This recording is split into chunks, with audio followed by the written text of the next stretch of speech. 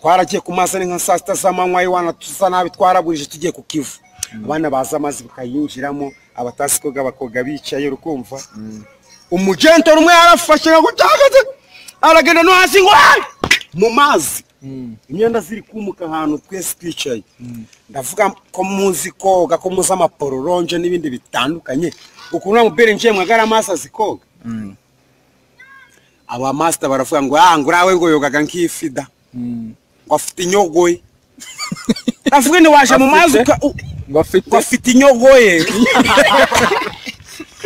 bafite inyogoye yogamo ngo burari koga nk'ifi ukuntu yasimbutse byo byonyine to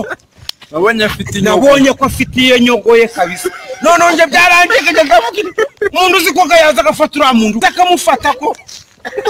nagiye kubona mbona amazi garise ngurukije bese nambara vuba yiwe ndirukanka no muri marine ndavuga fandi umuntu ararohamye ati ngo ararohamye gose nabonye ku mazi hasi gentro bamusanze mu buye mindani baramuzamura twarakandara ko nawe